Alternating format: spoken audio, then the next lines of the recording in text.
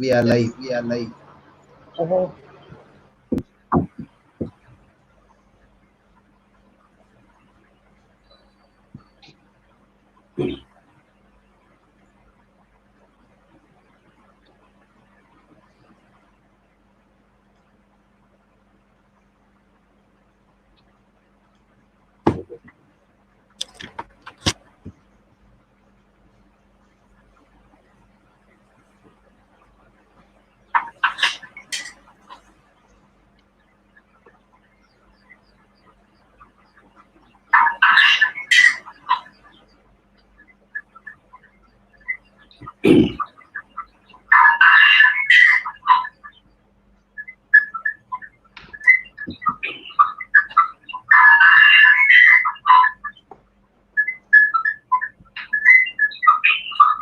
There is some sound. So, is there any other device? So, it is from your side. The device, you just turn off the YouTube on the device, the live stream. Yeah. Then how does this work? I mean, you will just have to see the screen only, sir. I mean, your presentation. Yes. Because running the stream off another device causes that sound to come again. So we have a couple of minutes.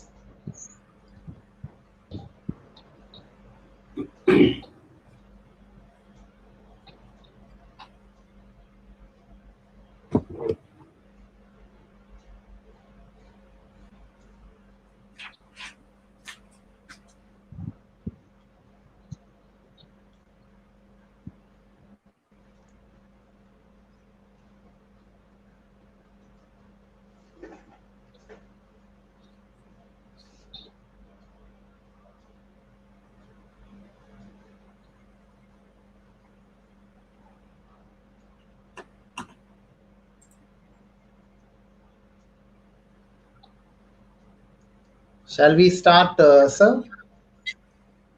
Ma'am, shall we start? Yes. Ma'am? Yes, Walter.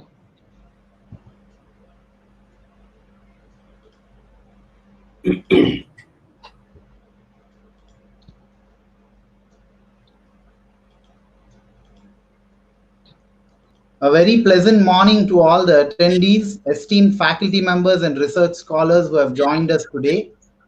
It gives me immense pleasure to welcome you all to day 2 of the Faculty Development Program on Futuristic Trends of Language and Literature, Impact on 21st Century Learners, organized by the Department of English and Other Foreign Languages, SRM Institute of Science and Technology, Ramapuram Campus, Chennai. Today we are broadcasting a live webinar on contextualizing English language and ELT in India. And we have in our midst Dr. Deepesh Chandrasekharan, ELT expert and teacher trainer, former executive director, CLIL at India Erasmus Plus project, who is going to deliver an enlightening lecture presentation on this topic. Before we move on to the welcome address, I would like to gently remind all the attendees who have joined us today to stay with us till the end of the session to access the quiz and the feedback link. And please don't forget to post your queries, if any, in the live chat stream on YouTube, only during the Q&A session at the end of the presentation. I would also like to remind you that there will be a mid-session attendance form today. The link will be posted during the session at any time. So please fill that form also, which will take up hardly a minute of your time, and then you can come back to the lecture immediately after. I would like to now call upon Dr. Rema, Professor and Head, Department of English and Other Foreign Languages, to deliver the welcome address. Over to you, ma'am. Thank you, Walter. Pleasant morning to the attendees. I welcome you all to the second day session of the 1-week FDP on futuristic trends of language and literature, impact on 21st century learners, organized by the Department of English and Other Foreign Languages, SRM Institute of Science and Technology, Ramapuram campus. At this juncture, I feel privileged, in fact, to say that We have about a whopping close to 3,000 participants for this 1 week FDP. I thank all the participants and I welcome them all. While literature appeals to the senses, English language teaching is becoming the order of the day. We are fortunate to have with us today an ELT expert, teacher trainer, Dr. Deepesh Chandrasekharan, who will help us understand the topic better and give us great insights about contextualizing English language and ELT in India. I welcome you, sir, and I thank you for joining us today. And I hand the forum over to Dr. Savitha.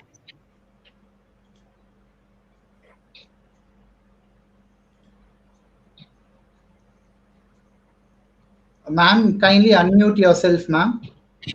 Savitha, ma'am. Yeah, thank you, ma'am. A very pleasant morning to all. It's my privilege to introduce our guest speaker, Dr. Deepesh Chandrasekharan, for day 2 of our faculty development program. He will be enlightening us on the topic Contextualizing English Language and ELT in India. Dr. Deepesh Chandrasekharan has a versatile experience of over 15 years as teacher, teacher trainer, executive director for content and language integrated learning, and Erasmus Plus project. Earlier, he was associated with SSN College of Engineering as assistant professor in the Department of English, teaching assistant in English and Foreign Languages University, Hyderabad and Malappuram campuses. He is also a member of academic associations and has also won prizes and awards for his eloquence. He completed his postgraduate from the University of Madras and doctoral degree from the English and Foreign Languages University, Hyderabad. He qualified for CELTA and UGC NET in both linguistics and English. He has conducted workshops, faculty development programs for teachers on ELT, 21st century skills, classroom management, inclusion and inclusive strategies, and so on. He has published papers in national and international journals, presented papers in conferences, and has been resource person for conferences and training programs. We are happy for your presence amidst us today, and I welcome you, sir, to take over the forum. Thank you very much. I would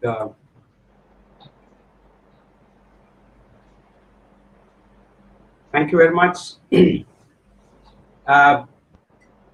Let me say 3 things before I start the talk. One is I've been introduced as an ELT expert. I would not arrogate myself to that position. That is not what I called myself. That is what they have titled me.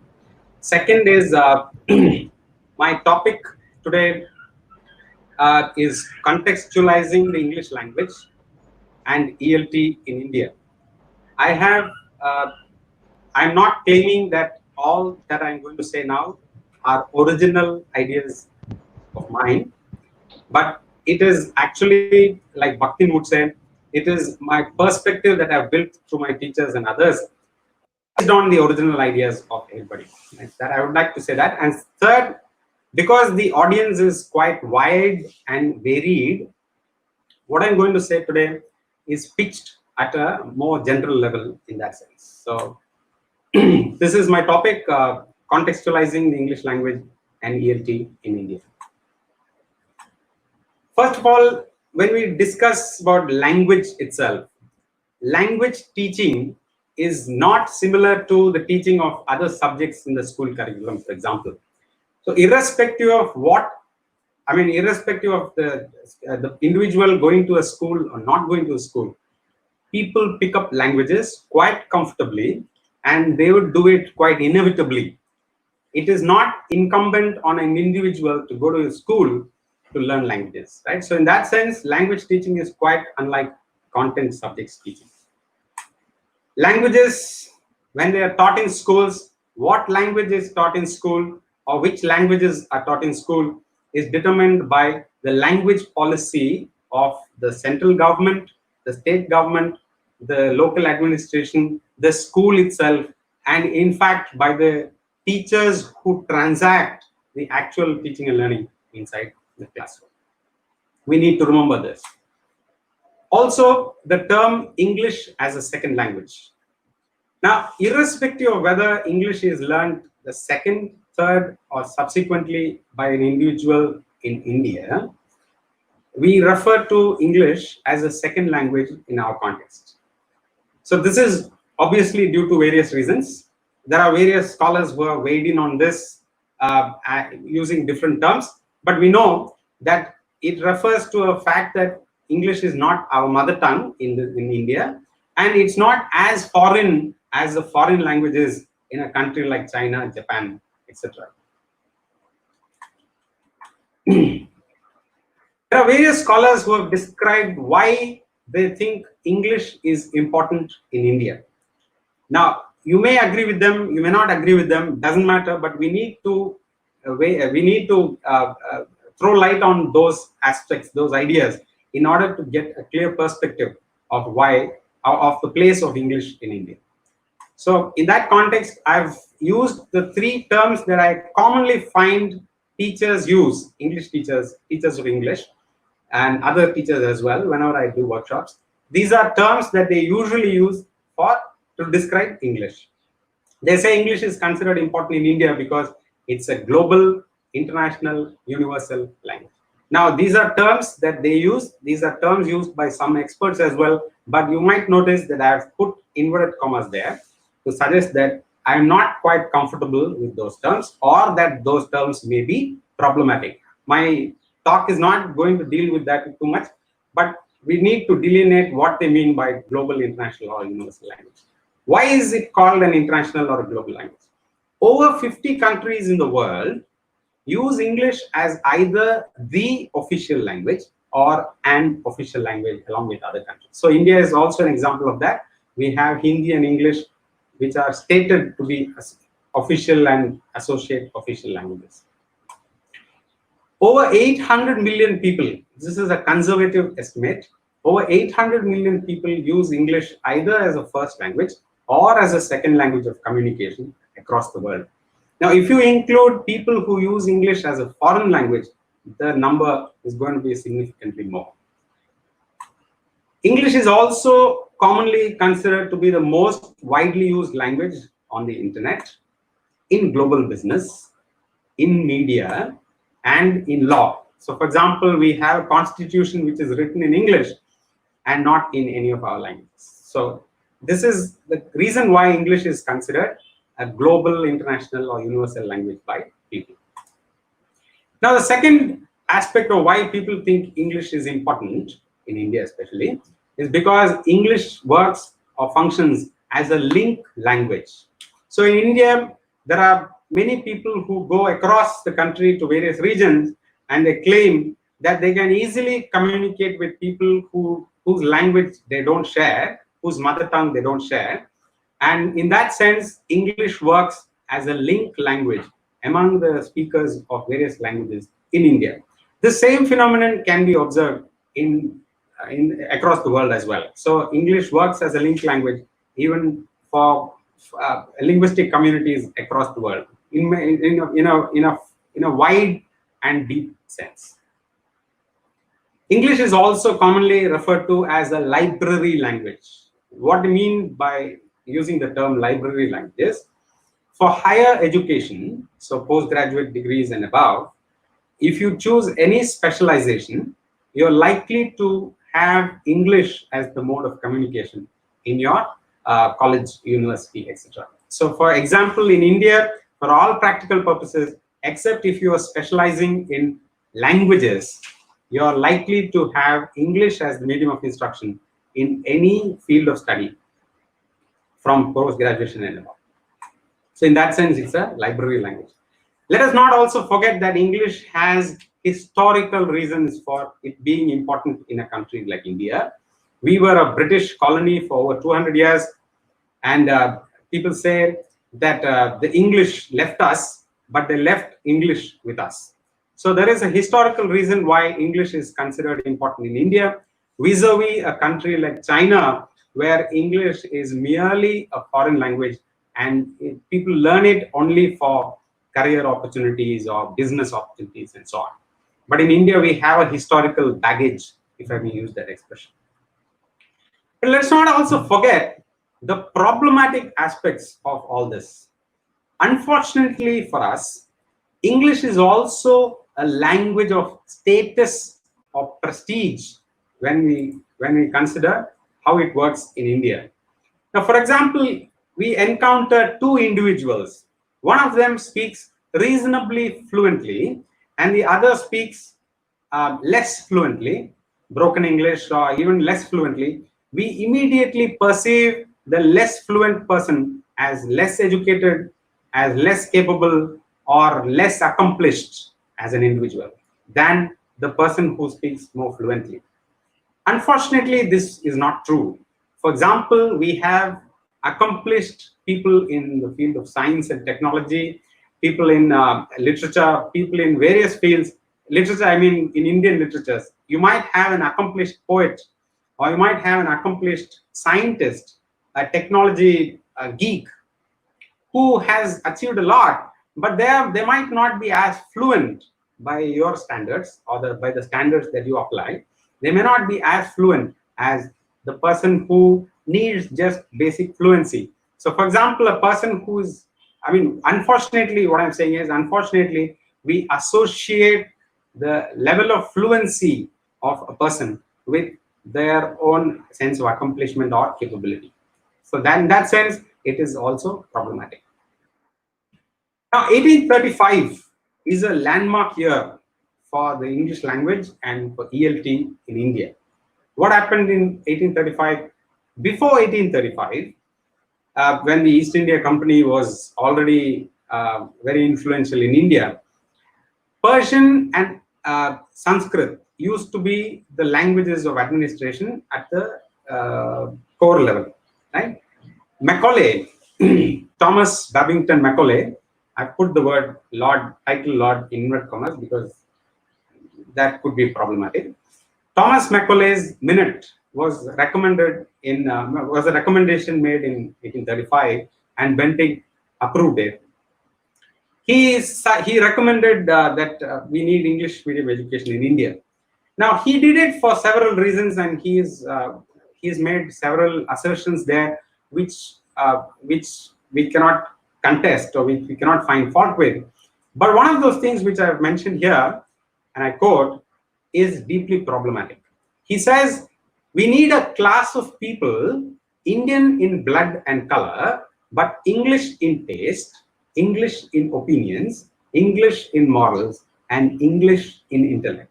So when you look at the objective of introducing English medium education in India in 1835, we find that it could be termed as dubious, right? The objective was not purely innocent. So it was not as if Macaulay thought that we could use Indian languages, for example. He didn't think that Indian languages, probably it doesn't appear that he thought of Indian languages as suitable enough or appropriate enough as English was. So he recommended English because also he wanted a class of people who might be Indian in blood and color, because that cannot be changed, but they become English in taste, opinions, morals, and intellect. So the objective with which English medium education began in India is probably not flawless, if I may put it that way. Now, what happened as a result of Macaulay's minutes and Bentinck's approval of those minutes and policy change? We've come down some 200 years, 180 years, almost 200 years, and there we see that there is a disproportionate clamor for English in India, right? So vis-a-vis our languages, vis-a-vis the Indian languages, the clamor for English is very high. Macaulay envisaged that this class of people that he was talking about in the previous quotation, he envisaged that this class would help the British administration and would also help improve the existing languages, which he called the vernacular languages, by creating terminology, scientific terminology, academic terminology, in order to help those languages become possible mediums of instruction in colleges and higher education in India. Unfortunately, that didn't happen, right? Higher education in India, vernacular languages is absolutely non-existent. If vernacular languages or Indian languages are used in higher education, they are only used to study those languages. Right? They are not used in higher education at all. Even though Macaulay, one of the recommendations he had made, one of the plans he had by making those recommendations was that Indian languages, the vernacular languages, would become more equipped to be able to be taught in higher education in India, which didn't happen. Now, as a result of all this, perennially, we are looking up to the colonizer, the so-called colonizer, for ideas and solutions. Even when we are teaching English in India, we are looking up to the colonizer for ideas and solutions. Now, so if you look at the ELT theories, the methods, and the practices, it's an enthusiastic carpet bombing of Western ideas. Now, is it a problem that we are incorporating Western ideas? Western ideas by themselves are not problematic. I'm not trying to say that the ideas that ELT practitioners or theorists have are problematic. By Western here, of course, I'm using a broad brush, but obviously I'm referring to the British and American academia, the people who propound theories and who propagate practices. Why is it a problem? I'm not even trying to suggest that they are not scholarly enough or that these ideas are not worth implementing. The problem is that the contexts where these theories, methods, and practices originate are largely monolingual contexts. So if you look at the countries where these theories originated, they are largely monolingual contexts. So if they have a language to learn, that is the only language they have to learn primarily. So you're adopting methods, theories, and practices from a context where there is only one language which is largely in use. So for example, if you are in Britain, you are in England, you can perform all functions of your life, day-to-day life, quite comfortably using just one language. There is no need for you to learn another language to perform your everyday functions in life. But that's not the case in a country like India. Now, how about the exposure to other languages in these monolingual contexts? There is exposure to other languages here primarily through migrants. So if they have access or if they have the context of another language in their society, it is through the migrant. And what do they think about these migrants? They think about them as people who need to be assimilated into mainstream society. These are not my terms. I'm using the terms that these people use. So exposure to other languages in these contexts is primarily through migrants who need to be assimilated, right? So bilingualism or multilingualism for them is only to tolerate is the operative term, to tolerate cultural diversity or to improve career prospects. It is not an imperative for them to become bilinguals or multilinguals. Only those who wish to be tolerant of diversity or those who want to improve their career prospects choose multilingualism or bilingualism, choose to learn another language apart from the language that they are quite comfortable with. Now, in contrast to these monolingual societies, how is the situation in India? We are an organically plurilingual society. That is, languages in our society, they're not competing for space. They're not competitors. They serve different functions in different contexts, right? So, for example, if an individual uses a particular language at home and uses another language in the market outside and goes to office and uses a different language, there is no complaint, right? It is very, very normal. Everybody does it that way. For example, Patnaik, scholars like Patnaik have posited that the multilingualism or plurilingualism in India is unique in the sense that if you draw a straight line between 2 points of the Indian territory, you will find that there is a continuum of mutual intelligibility. At no two contiguous points will you find the exclusive use of one language or the other. There would be mutual intelligibility of what the other speaker is speaking at all contiguous points.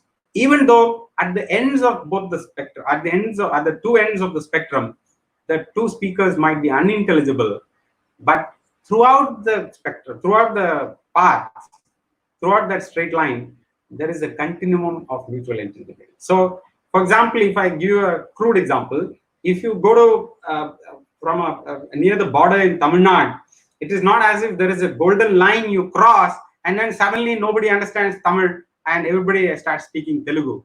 Or if you cross the line from Andhra to Karnataka, it's not as if there's a golden line which you cross and suddenly nobody understands Telugu, everybody starts speaking Kannada, right? So it is, these boundaries are arbitrary boundaries put politically. They are not like the nation states in Europe, for example, right? There is a continuum of mutual intelligibility as per Patnaik. That's an important thing for us to remember about plurilingualism in India. Now, Lisa Mitchell, in one of her, in her book, 2009 book, an amazing book about language, emotions, and politics in India, South India, actually. Brilliant book. If you get occasion, please do read it. 43 different languages are used in public administration, she says, in India. 87 languages are used in newspaper publications. 91 in radio broadcasts. Surely for this reason itself, she says, India is one of the most multilingual nations in the world. Now, we have this kind of a rich plurilingualism in India, and we borrow ideas about teaching a language from a monolingual society which sees bilingualism or multilingualism as simply tolerance of diversity or simply a career move, right? That is the problem that I'm problematizing. Now, there are two opposing forces in the languages situation in India. On one hand, we have a large chunk of people who associate emotions with their language. Interestingly, Lisa Mitchell says it was only in the late 19th century that Indians started thinking of themselves as speakers of certain languages. The use of the word mother tongue, use of the term mother tongue, for example, in our languages came only as late as in the late 19th century, says Lisa Mitchell, right? So language began to be seen as an identity marker only in the late 19th century, obviously because of the British administration. So ideas like Tamil Thai, Telugu Talli, right, which suggest that language is deified, language is made to be a god or goddess. Those ideas originated in the late 19th century, and suddenly we started thinking of ourselves as mother tongue speakers of certain languages, instead of thinking of ourselves as using various languages to serve various different purposes in our life. We started thinking of languages as something that is associated with our own identity. Now, we have strange phenomena in India where we can have riots, people commit suicides, and people come to blows based on the language identity. And this, she argues, is quite rare elsewhere. So on one hand, we have this linguistic parochialism, or what I might say, linguistic chauvinism. And on the other, unfortunately, we have this uncritical view of English as a passport to success. So on one hand, we want to just beat our chests about our languages and our identity as speakers of certain languages. We have linguistic groups moving political movements, involved in political movements to make sure that the government of the day includes their language for official purposes, patronizes their language, and so on. And on the other, we have an uncritical view of English as a passport to success, English as a panacea for all the problems that we encounter.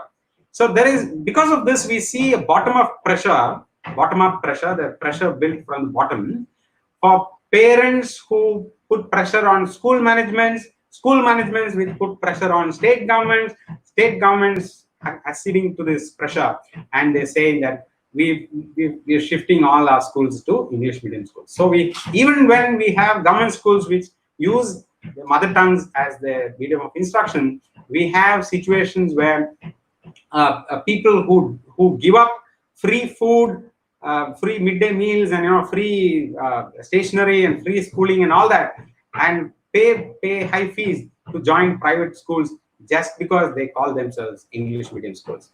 Adding to this is the fact that several Dalit scholars like Kancha Illaya and Chandrabhan Prasad and so on view English as necessary cultural capital. Right? I'm using Bordio's 1977 term, cultural capital. They see, Dalit scholars see English as access to English as crucial for upward mobility.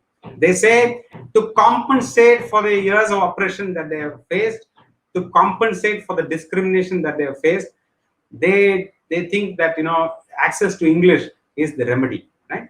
I'm not finding fault with them, just pointing out. So we have these two opposing positions. One, which is linguistic parochialism or linguistic chauvinism, which says that our language is the identity marker and our language should become more powerful and so on. And you push politically for more patronage. And on the other, we blindly think that English is a panacea for all our problems. So both these extremes are problematic, and we need to find the balance between these two forces. Now, what is multilingualism itself? It is interesting that there's an American scholar who says this line, this quotation, Jackson Brown Jr. He says, never make fun of someone who speaks broken English. That's fine. He's making a statement which it appeals to all of us. But what is the reason he gives? He says, it means they know another language. So why is it that you shouldn't make fun of somebody who speaks broken English? Because they know another language.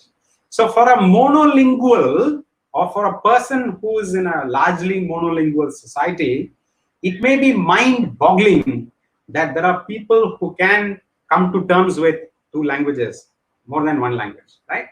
Unfortunately for them, and fortunately for us, we don't think of multilingualism as such a big deal. We are multilinguals in a much easy way. Even at the kindergarten level, we see the teacher goes to the classroom and finds the 4-year-old and 5-year-old students easily conversant, reasonably conversant in 4 or 5 languages, right? So for us, bilingualism and multilingualism is not a complicated task. It's not something which we have to work towards or strive hard at. It comes easily for us because we are societally multilingual. Ajit Mohanty, why I'm referring to his definition is because when you ask a Western scholar about bilingualism, who is a bilingual, or you look at the dictionary would say a bilingual who is someone who is equally fluent in 2 languages, right? 2 or more languages. Now, equally fluent is a problematic. Ajit Mohanty says you don't have to look at multilingualism like that.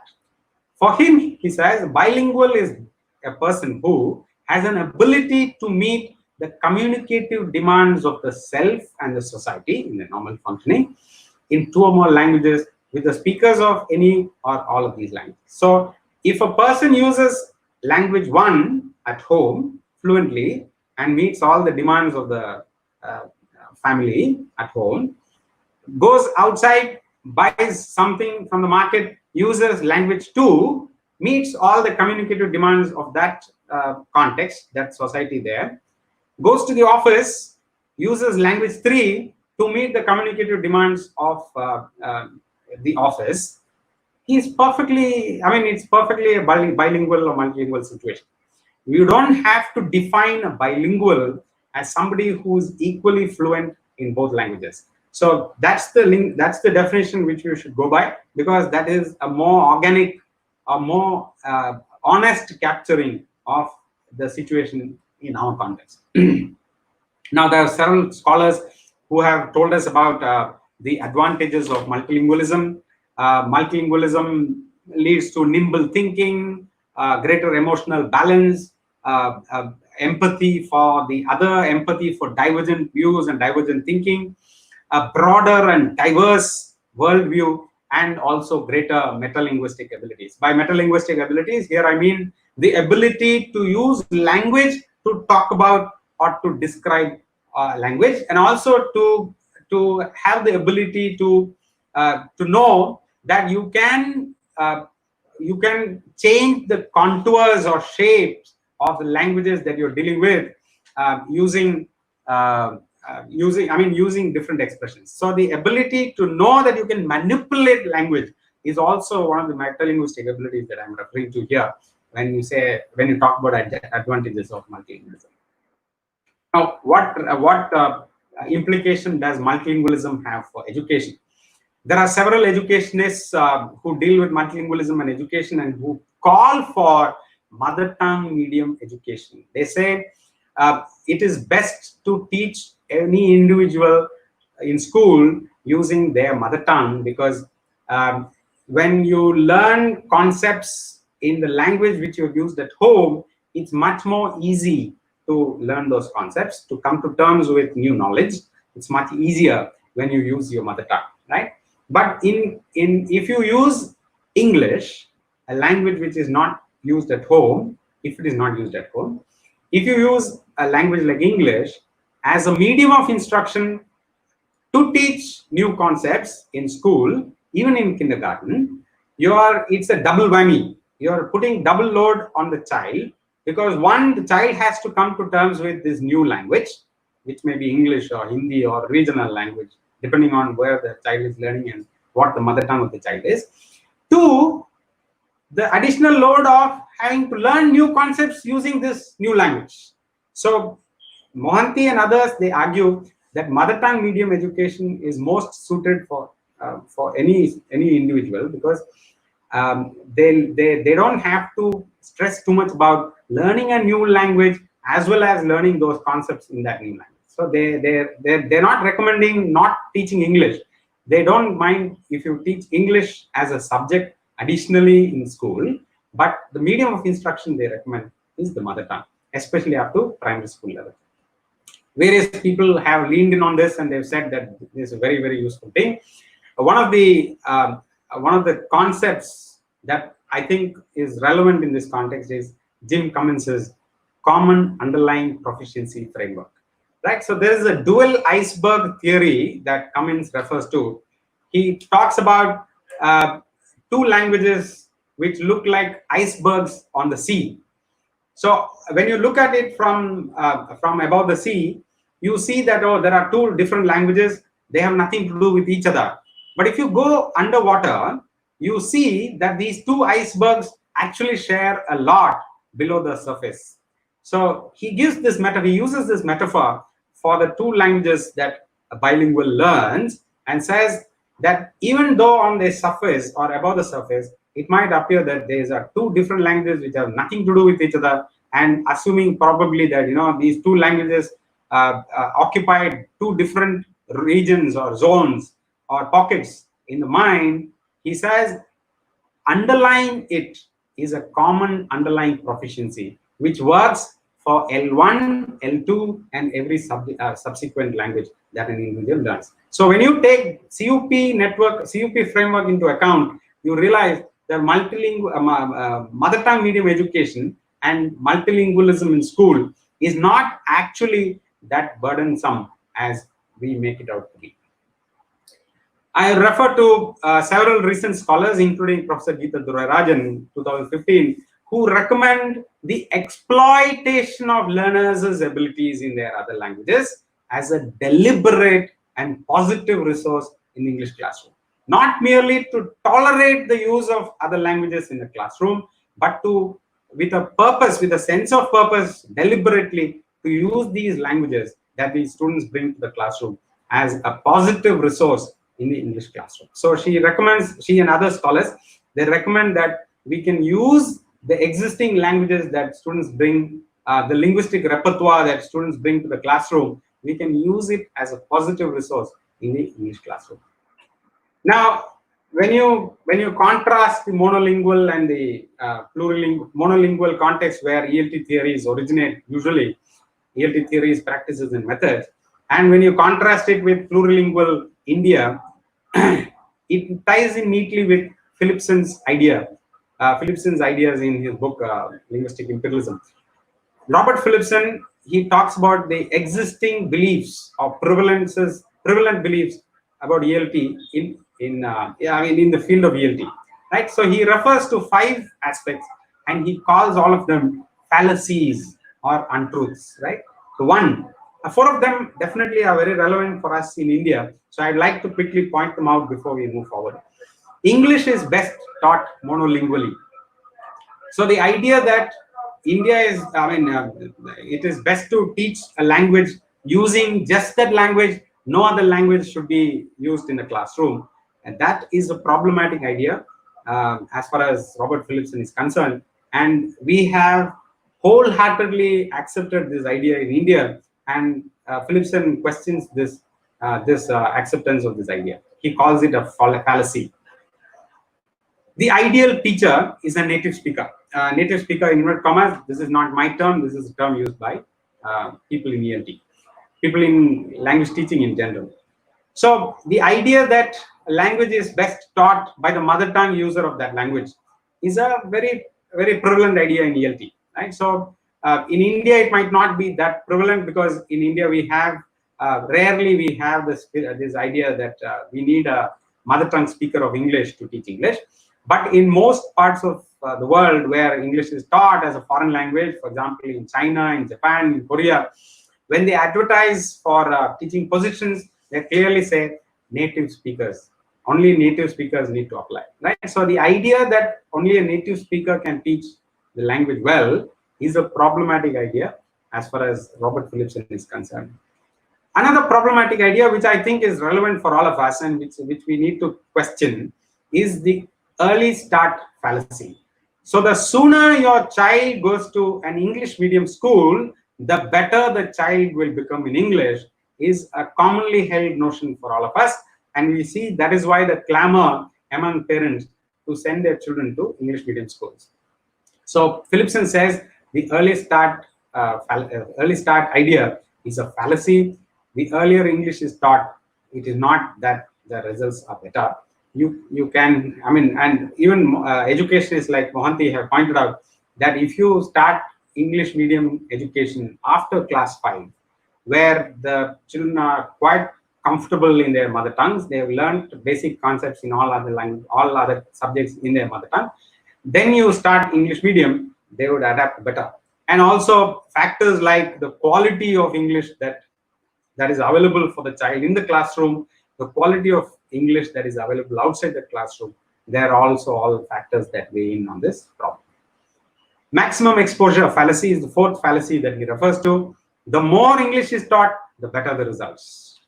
And the 5th fallacy is the subtractive fallacy, that if other languages are used much, the standards of English will drop. So Philipson's, that's the reference to Philipson's book, Linguistic Imperialism, in OEP book in 1992. Now, when you consider all this, we also need to consider language policies that we have in India. Now, what are the policies that we have and what is the politics behind it are crucial aspects that we need to think about before we proceed. Now, English has been an associate official language. That's the word, that's the term used in the Constitution when we adopted it in 1950. But the Constitution writers, they decided that English will remain an official language only for 15 years. So they thought that they planned that by 1965, the other official language, which was Hindi, would become so prevalent and so acceptable across the country that we would switch to purely Hindi as the official language. Unfortunately or fortunately, we found that this didn't happen. Before 1965, there were language movements in various parts of India, Tamil Nadu, Bengal, etc. And there was a push, there was political pressure applied on the central government then to say that this should not happen and that English should continue as one of the official languages further. And so we have the situation where English is still an official language for us in India, and Hindi is not the only official language. By the way, please notice I'm using the term official language for Hindi. Hindi is not, people often confuse the terms official language and national language. Hindi is not the national language, it is only an official language. Right? Yeah. Now, there are also other terms used in policy documents which are problematic, or how you define those terms changes how you define those terms changes the way in which things happen, policy decisions are made. Now, the terms mother tongue, regional language, language and dialect, there are various raw mother tongues, right? So there are various terms used in these language policy documents, and we must remember that how you define those terms determines the contours which these languages or policies take in our classrooms. So, for example, in the 2001 census, there were 1,635 mother tongues which were identified. Now, what happened to these 1,635 mother tongues? They were rationalized, in inverted commas, they were rationalized into 122 languages as per the census. And what does the Constitution do? There is a schedule in the Constitution, which is called the 8th schedule, which deals with or which lists out the official languages in India. Currently, I mean, after the addition, several additions over the past 40-50 years, currently the 8th schedule has 22 languages listed under it. Now, these are the 22 languages which the government of India patronizes or gives official encouragement to and promotes and so on, right? So we have a situation where 1,635 mother tongues are reduced to a mere 22 languages by the Constitution of India in the 8th schedule. Now, how does language policy work in the classroom itself? A brilliant formula was suggested in the 1960s. It was called the 3-language formula. It's still, people who deal with language or language teaching are probably aware of this term. Nobody else knows it probably. Now, 3-language formula has been observed more in breach than in practice. What do I mean by that? The 3-language formula envisaged that everybody in India, across India, would learn English, which is one of the languages, either as a first language, second language, or third language. They would also learn Hindi, either as the first language, second language, or third language. And they would learn another major regional language, either as the first language, second language, or third language. In the Hindi-speaking regions, the formula recommended that the students should learn a language quite different from theirs, probably a South Indian language or an Eastern language. And in the non-Hindi speaking regions, the formula recommended that people would learn their language, that's the regional language, English and Hindi. So the 3-language formula looked very nice on paper, but it was breached in brilliant ways across the country. So you have a situation where in non-Hindi speaking states, for example, in Tamil Nadu, Hindi is not taught in schools. So you have a 2-language formula, 2-language policy. There is English and Hindi. And in several of the Hindi-speaking regions, you subvert this formula by not teaching a major regional language like a South Indian language or an Eastern language. You teach Sanskrit as the 3rd language, right? So you have a formula which is observed more in breach than in practice in the classrooms in India. Now, throughout all this, you notice that policies, language policies, and invariably they privilege a few languages, and this happens at the cost of large number of other languages, right? So a large number of languages don't get the privilege of being used inside the classroom, and we must remember that some of these other languages which are not taught in the schools are greatly vulnerable. That they're either termed as dying or they are on the verge of extinction. Right? We must remember that. I referred to this conundrum of the use of the terms languages and mother tongues. I referred to the fact that It's only in the late 19th century that Indians started thinking about the term mother tongue. That's why we have literal translation from English in all our languages. So we say Matru Bhasha, whatever, which is the literal translation from the English term, because we didn't have that concept before that. So we simply use languages depending on the context, depending on the function that the language had to perform, and that was quite convenient as an individual.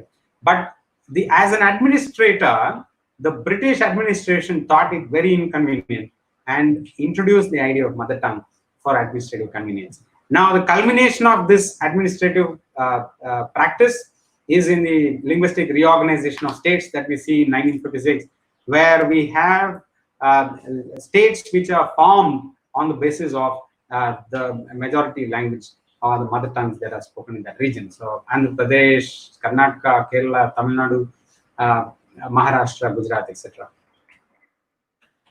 Now we also have the issue of standards, which muddies this situation, right? So the idea that we need to adhere to these standards, which are sometimes unachievable or often unnecessary, by regulating the learners to conform to these standards, we make this more problematic, right? Instead, I recommend, why not learners be empowered to choose words, phrases, or expressions to suit the occasion without feeling guilty about it. In this context, I would like to quote David Gradall, who in the late 90s, he brought out his book, The Future of English. He says, those who speak English will outnumber the first language speakers, and increasingly the second language speakers of English, he says, will decide the global future of the language. Now, this might seem on the surface to be a fantastic statement, quite untrue probably, but let me give you an example. Look at the word prepone, for example, as the opposite of postpone, right? You go to any part of the Indian subcontinent and you find that we use this term freely without any issue. We hardly use the word advance as the opposite of postpone, right? So we use the word prepone quite freely. But if you go to English as a first language context, like the UK, and you said, I preponed my ticket, the likely response you would get is, what do you mean by that? But in India, if you say, I preponed my ticket, or in the Indian subcontinent actually, if you say, I preponed my ticket, the response would mostly be, why did you do it? What happened, right? So, and why did this happen? A brilliant Indian invented the term prepone. He or she noticed that there are several words which begin with post and which mean after, whose opposite are words which begin with the prefix pre. And so obviously the opposite of post is pre. And just like in a mobile phone connection, the opposite of a postpaid connection is a prepaid connection. So using all this, the brilliant Indian invented the term prepone as the opposite of postpone. Shashi Tharoor claims that it is he who invented it first or who used it first, but I'm not sure of that. But in any case, the word prepone is so widely used in the Indian subcontinent now that the latest advanced learners dictionaries published in England use or include the term prepone, and in bracket it says Indian English. So this is probably what Gradall was referring to when he says increasingly the global future of the English language would be determined by second language speakers like you and me. And why is this important for teachers like us? We don't need to feel so guilty about trespassing the so-called rules, so-called notions of standards, and we don't need to make our students feel guilty as well. Now, what are the implications and what's the way forward in the context of whatever I put in perspective now? One, and first and foremost, English is just another language. English need not be put on a pedestal. English need not be considered as something which is God-sent, something which is divine. English is just another language, just like your language and my language. So there's nothing sacrosanct about English. English is just another language.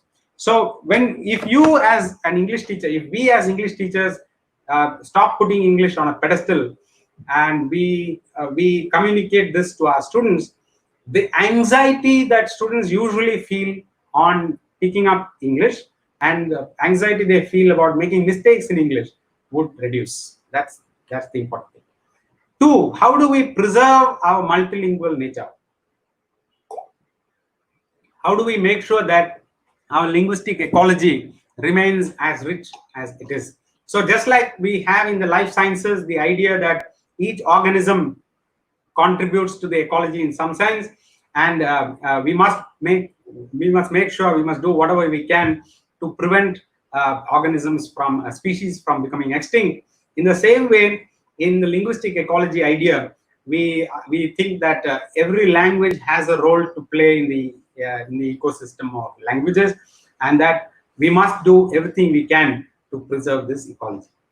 As individuals itself, we must learn more languages and use them more often, instead of thinking that we must speak English in all contexts of all functions of our life. And as teachers, we must try and use, as Professor Geeta Durarajan suggests, we must use the rich linguistic resources of students in the English class, not viewing the student's mind as an empty slate or as a tabula rasa. We must try and see how we can incorporate or exploit the resources that the students are bringing to the class, the linguistic repertoire that they bring to the classroom. Another problem is with English teachers, especially, that I've noticed is the tendency, the enthusiasm to become prescriptive in nature.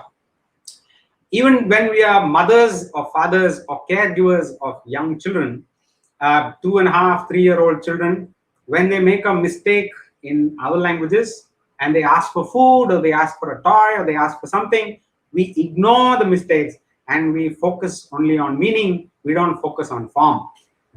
And we know that they would pick up this grammar, they would pick up the nitty-gritties of those things.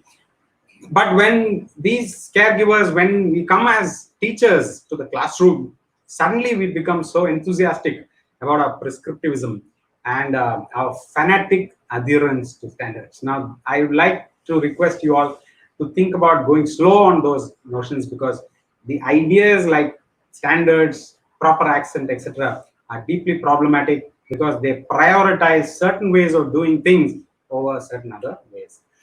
Everybody who has learned anything to do with language teaching would know what I mean when I say prefer or prioritize fluency over accuracy.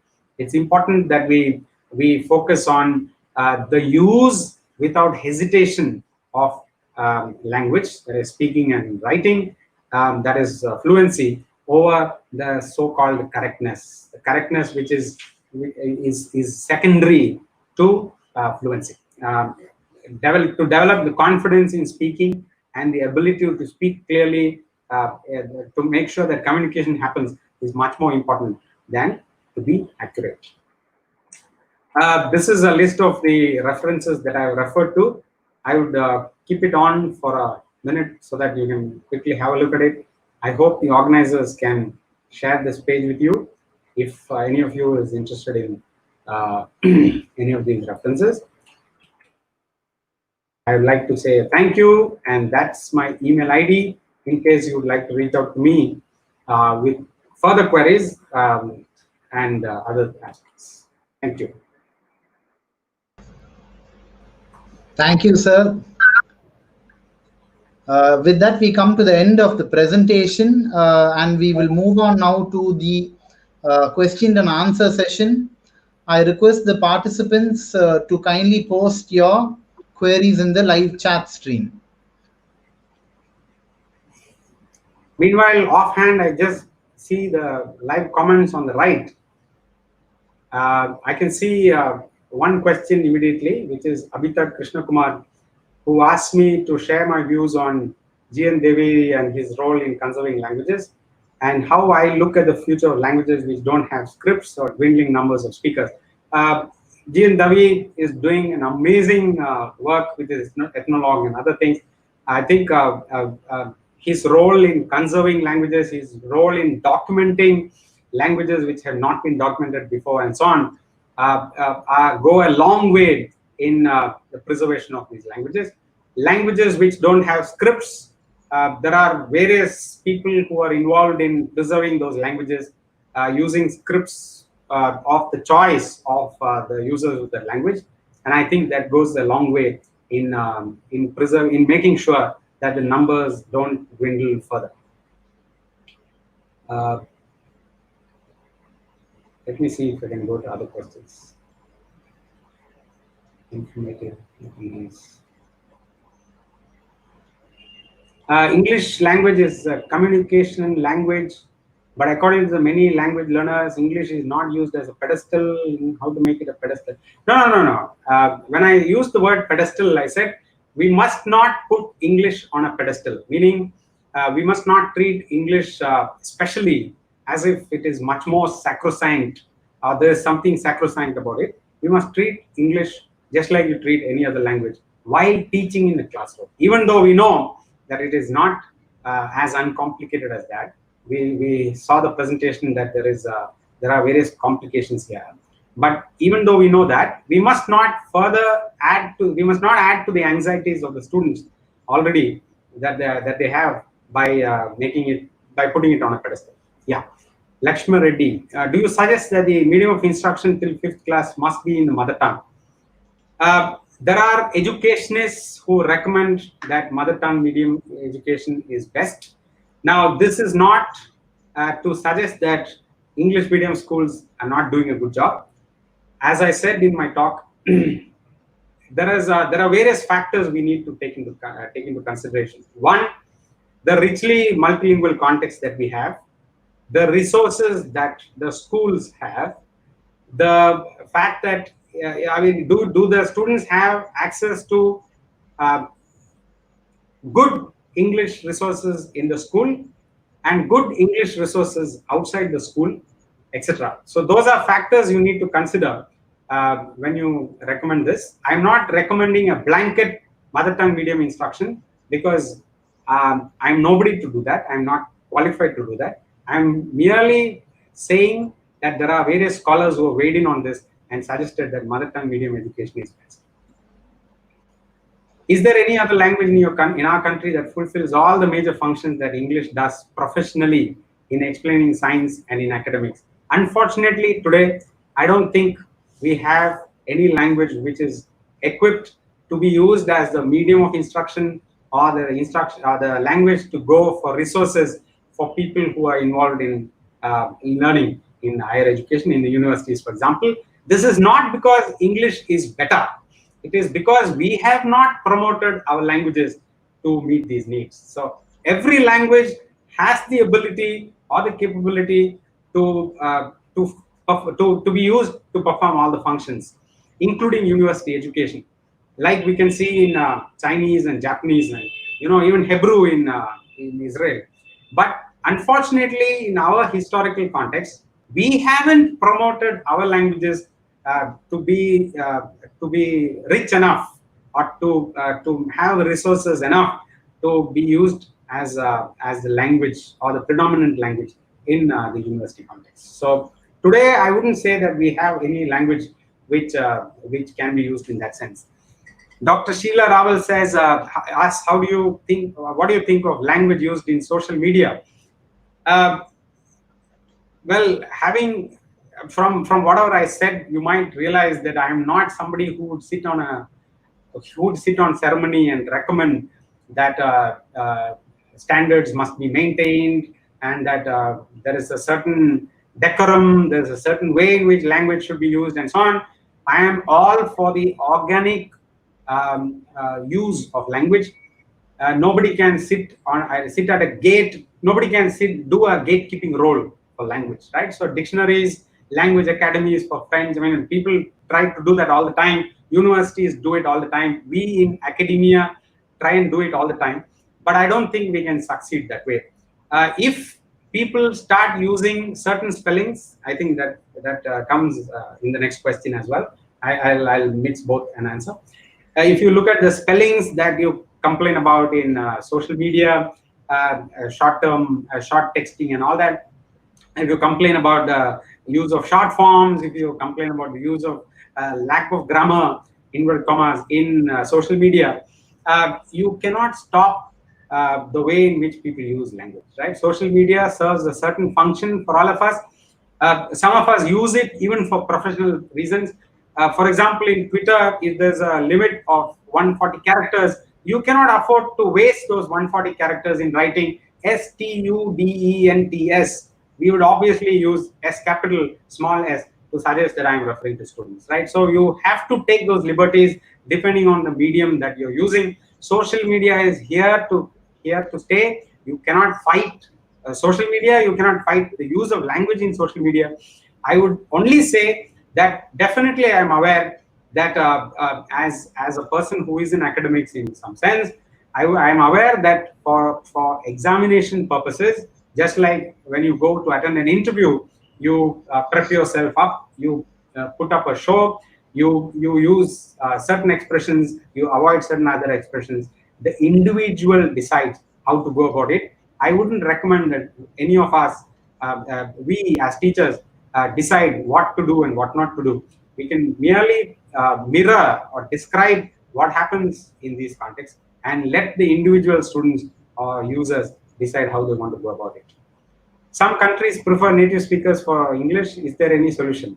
Well, in India, we don't prefer native speakers for English. So I don't think we need to think of a solution here. But for those of you who are thinking of going and teaching in China and Japan and so on, where they insist that native speakers are required, I would only like to gently remind you and encourage you, saying that there are lots and lots of individuals, scholars, and people and organizations who are pushing for neutral accents for those kinds of criteria, rather than merely the stamp, an accidental stamp of a native speaker.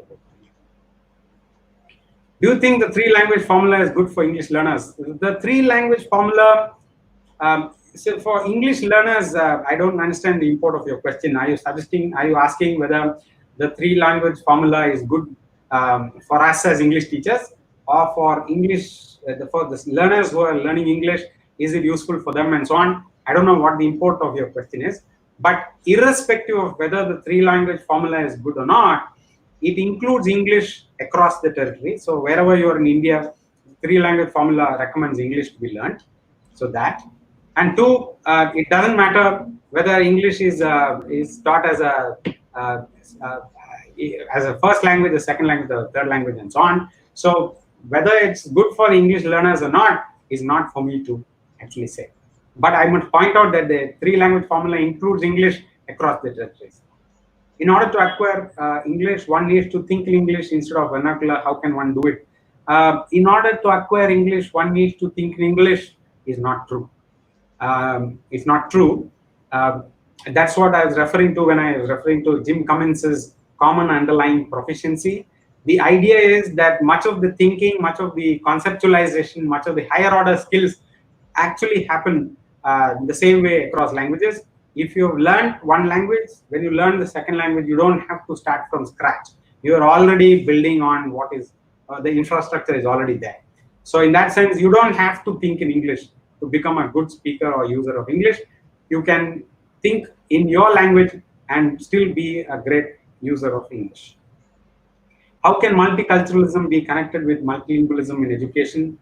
Multiculturalism and multilingualism, as far as I am concerned, are 2 aspects of the same thing. Languages are repertoires of culture, repertoires as well as expressions of culture. So in that sense, they weigh in on each other, in my opinion.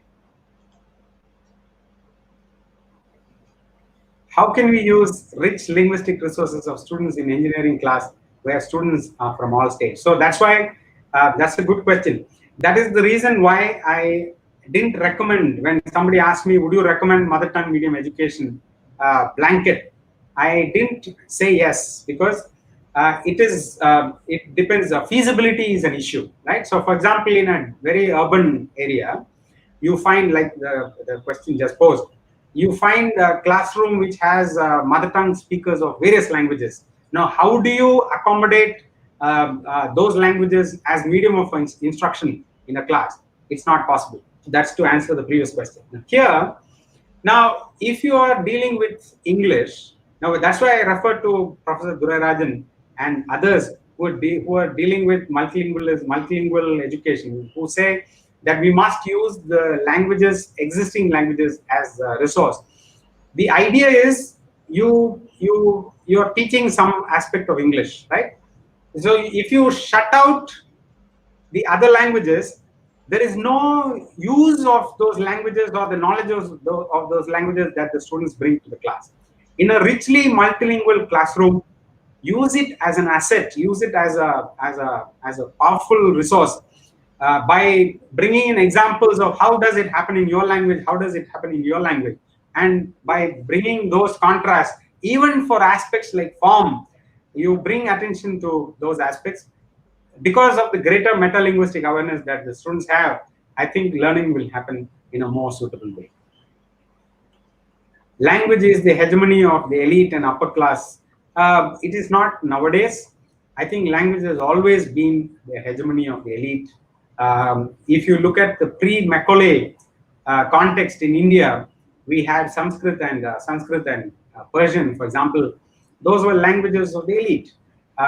Sanskrit, we know, for anybody who knows the history of education in India, we know that Sanskrit had an exclusionary, I mean, Sanskrit education, not Sanskrit language. The Sanskrit education or Sanskrit-based education was exclusionist. It left out large portions of the population on whatever basis, for whatever reasons. But so it's not, same with English, same with any language, right? So it's not only today. Historically, it is always the people who are in power who determine what language becomes important and what version of language becomes important. That's why the language dialect question also becomes important. If importance is given to fluency, don't you think it will lead to faulty communication? See, fluency is more important than accuracy. I mean, especially in the beginning stages of learning.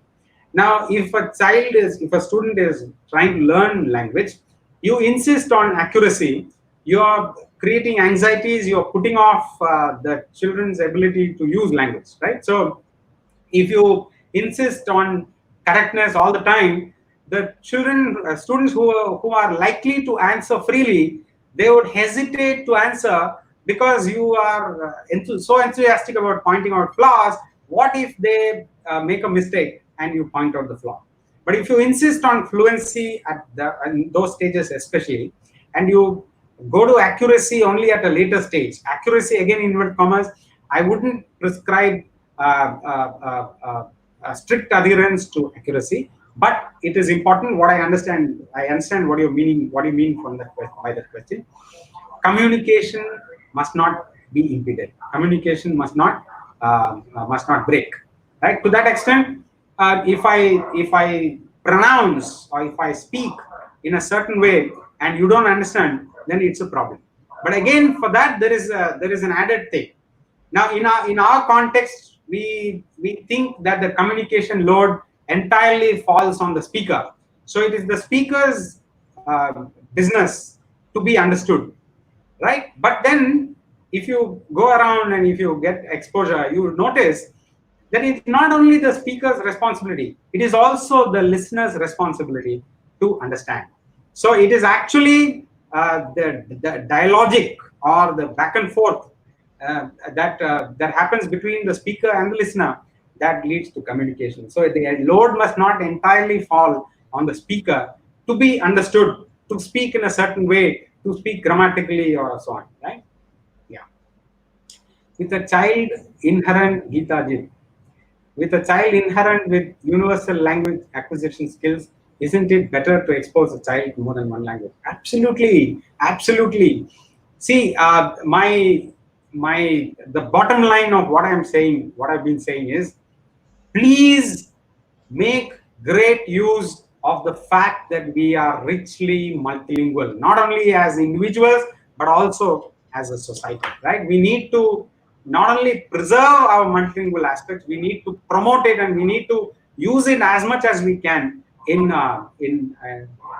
both in our lives as individuals as well as in our professional lives as teachers, right? So definitely as parents and caregivers, I would recommend that we teach our children as many languages as we can do that. And as individuals, I also recommend that we learn as many languages as we can. Sir, we'll have one final question, sir. Yeah. Yeah, the job market expects very good fluency levels for conversion rates. How do you react to this? The job market, as you suggest, is a job market, and if you want to be in the job market, you have to play to the rules, definitely. So I am not trying to suggest that you must not, you must ignore the job market and do what you think because you think that is ideologically correct. I am just pointing out, I am holding a mirror to the problematic aspects of what we see in the job market, right? So I would recommend all of us become quite fluent. I recommend that all of us use language in such a way that we are easily understood. I would recommend that we all use language in the way in which more people can understand and comprehend what we are saying. Definitely, yes. I'm not also recommending that we should not follow any rules or notions of appropriateness. Definitely, we must incorporate all that, but we must keep in mind the perils of being overly prescriptive in our tendencies. That's the thing I'm talking about. Thank you.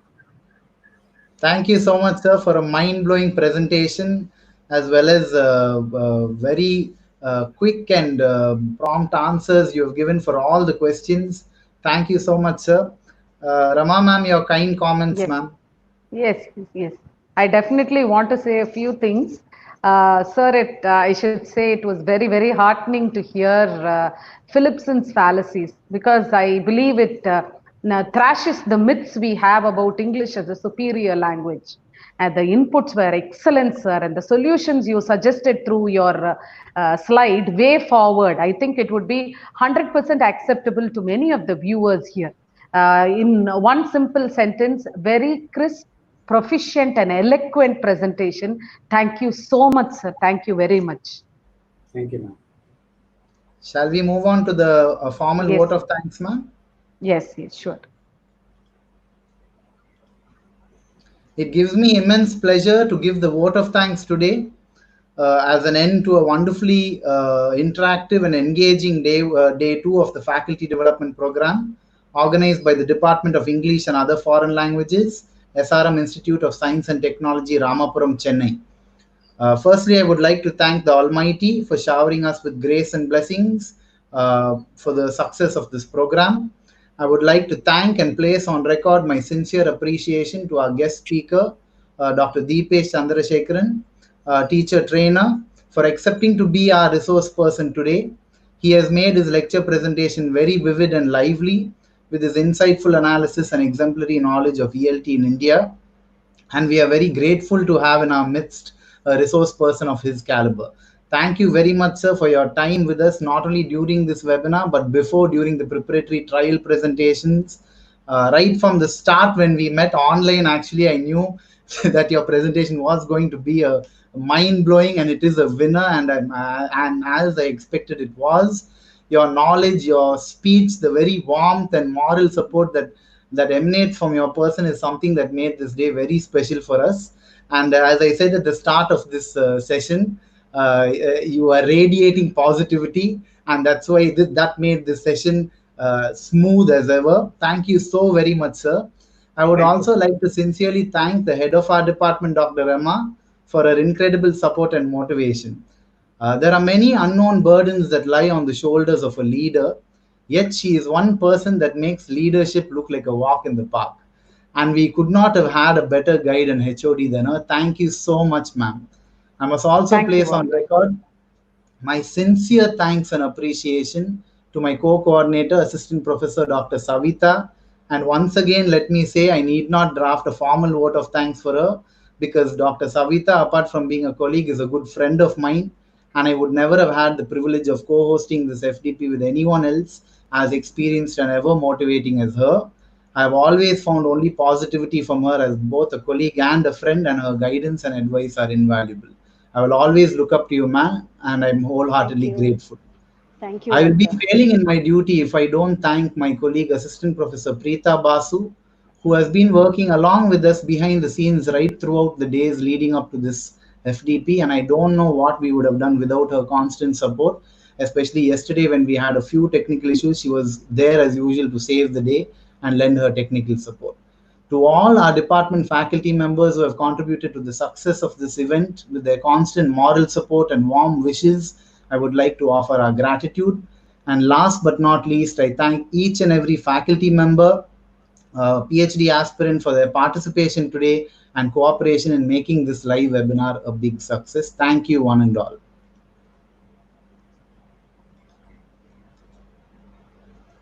Thank you, sir. Thank you so much, Deepesh, sir. Thank you very much. Thank you. Shall we go ahead and end the broadcast, sir? Yeah.